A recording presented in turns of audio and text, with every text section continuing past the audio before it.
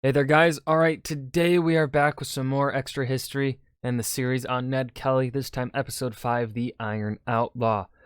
Now, as I was getting this video pulled up so I could record it, I saw a little clip. YouTube also was like recommending a little clip from the Ned Kelly movie, and I didn't know that Heath Ledger played Ned Kelly in that movie. So now I feel like I'm obligated to watch it. Because I fucking love Heath Ledger. I fucking love A Knight's Tale. One of my favorite movies. I really love that movie. um,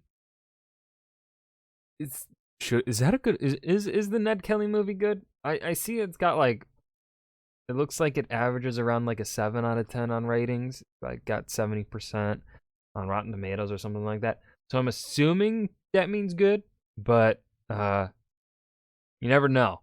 There are some movies that get rated well, and I don't like them. But you guys, I'm gonna trust you guys. I'm gonna put faith in you in the comment section to tell me whether or not the movie is worth a watch, if it's good or not. So I also saw it has Orlando Bloom in it, I believe. So I might just watch it just because it got Heath Ledger and Orlando Bloom. I really like those two. In pretty much most movies they're in, I at least enjoy it. So yeah. Did I say my usual before we dive in? I'm gonna assume I said my usual before we dive in stuff, and let's just dive right in. On the night that Ned Kelly arrived in Glenrowan to begin his final showdown, Joe Byrne and Dan Kelly were miles away, preparing to commit murder. Oh.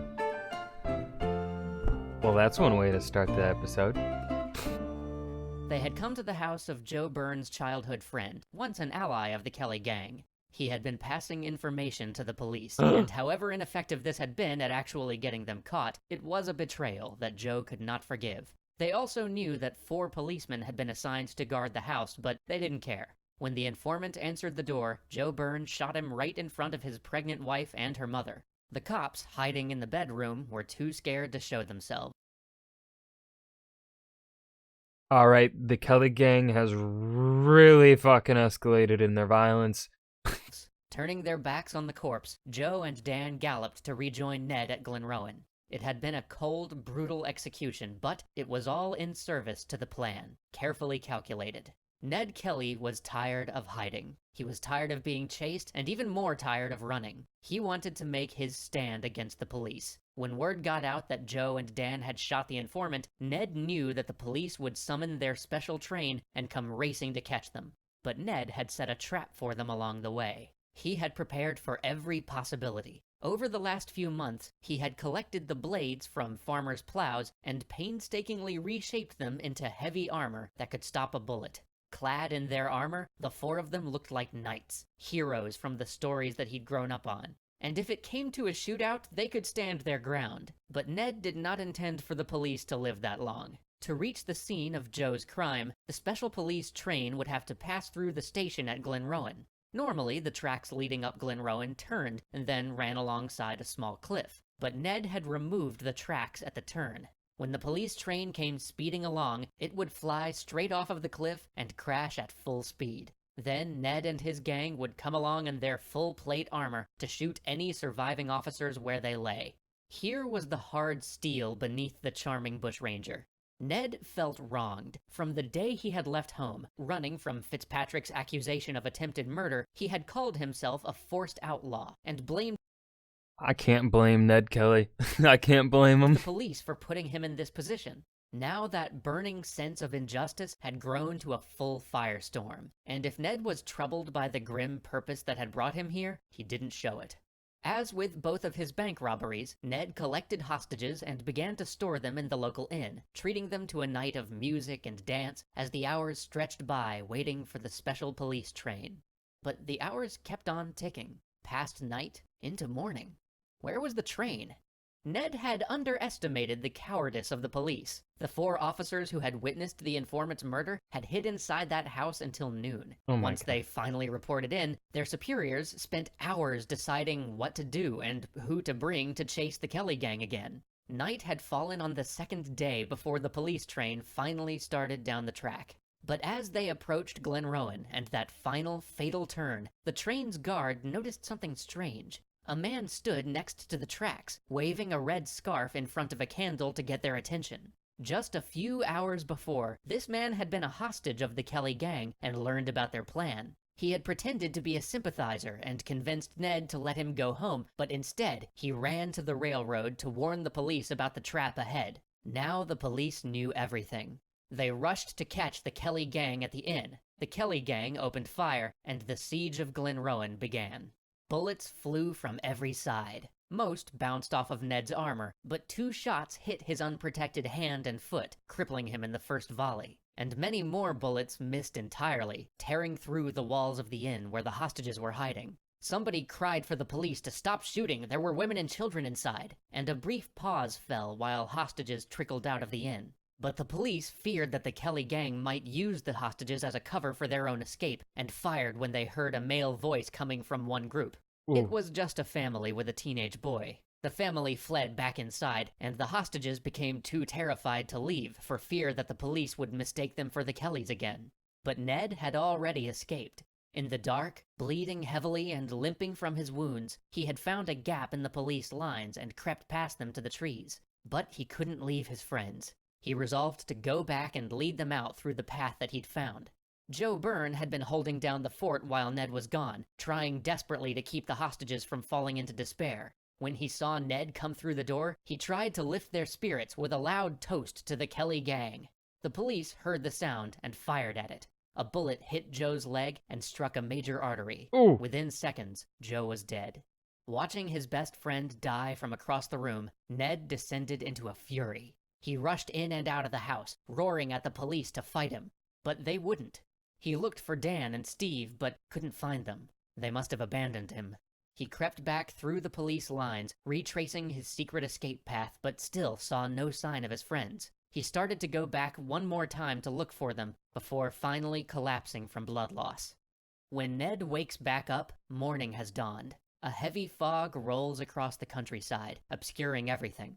He could run. He could make it to the horses and escape through the mist, but no.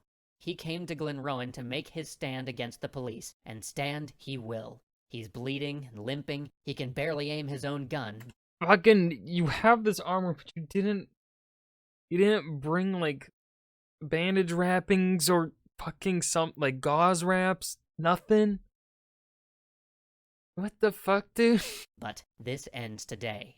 He limps around the police lines and surprises them from the rear. To the tired officers, Ned Kelly seems like a demon. He's inhumanly tall, shrouded by mist, with his face hidden behind a metal mask. They fire at him, but their shots bounce off harmlessly. He strides into the thick of the group, firing back. Dan and Steve emerge from their hiding places in the inn and join the shooting. Still, Ned marches forward. He taunts the police. They can't hit him. And the more they try, the more he laughs. For half an hour, Ned trudges through the hail of police bullets. But as the morning mist rolls away, one officer finally realizes that the armor doesn't cover Ned's legs. His next shot blows through Ned's kneecap, and at long last, the Iron Outlaw falls to the ground. Ned surrenders. The officer takes aim again. He swore that he would be the man to kill Ned Kelly, and now he has his chance. But before he can pull the trigger, another policeman steps in the way and declares, "I will shoot any bloody man that dares touch him." Ned recognizes that voice. It's Constable Bracken, the officer Ned had taken hostage here in Glenrowan just the night before. Bracken had escaped when the siege began, and now found himself defending the same man who had dragged him out of his sickbed, put a gun in his face, and threatened to kill him. But no matter what Ned had done, Bracken insisted he deserved a fair trial. Dan and Steve would not be so lucky. They allowed the last of the hostages to go, but refused to let themselves be captured. After trading a few more volleys with the police, the two of them took their own lives. The police, not realizing that the two were already dead, decided to end the siege by burning down the building. Ned Kelly got his trial, but it did little to help him. His sister tried desperately to organize a legal defense, but she couldn't afford a good lawyer. The money from Ned's bank robberies was long gone. The jury returned a guilty verdict, and the judge sentenced him to death. Nearly 10,000 people marched in protest, and a petition to stop his execution gathered 60,000 signatures, but the government refused to change the court's sentence. Ned Kelly would hang. On November 11th, 1880, Ned Kelly walked into the gallows. From then on, Australians would look to him as either a sign of rebellion and freedom, or of lawlessness and crime, of the fight against tyranny, or the very thing they needed authority to protect them against. But Ned, he just looked at that noose that had been prepared for him, sighed, and said, "Such is life."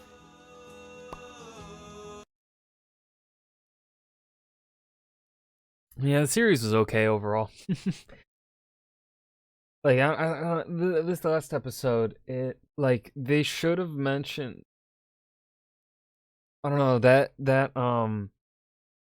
the officer that comes in and stops Ned from getting executed on the spot. I feel like they should have mentioned him sooner in the video, but not tell us.